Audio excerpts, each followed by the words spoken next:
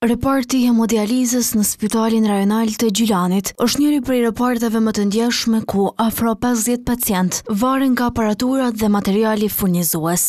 Pas rrezikut real që sot shërbimet të ndërpriteshin për mungesë materiali, SHSKUK ka ndërhyrë me një furnizim të domosdoshëm. Të lehtësuar shprehen pacientët që thonë se këtë shërbim e kanë jetik. Po do i blejnë, do i janë këtu. Po do të me vazhdu këtu, s'ka.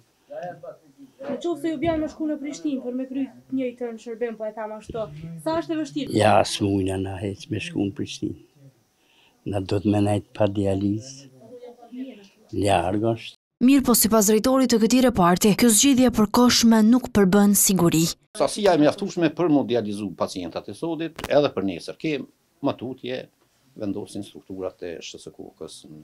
Shpresojmë që më kry kjo punë që me pas më të rjetë. Nuk e dini nëse është furnizim i vazhdueshëm apo donacion thjesht? Nuk kemi një rina për ato procedure.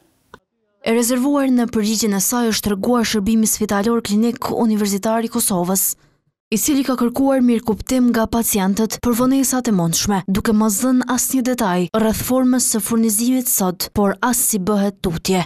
Sipas njohësve të këtij sektori, ka dy praktika që SHSKUK ndjek edhe në rastin konkret. Dhe kryesisht furnizimi po bëhet me rezerva dhe me donacione.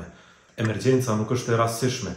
Kjo ndodh pikërisht për shkak të rëndësisë së produktit dhe krijimit të emergjencës për të detyruar autoritetin, në këtë rast SHSKUK-n, që të krijojë që të shpallë tender për furnizim emergjent.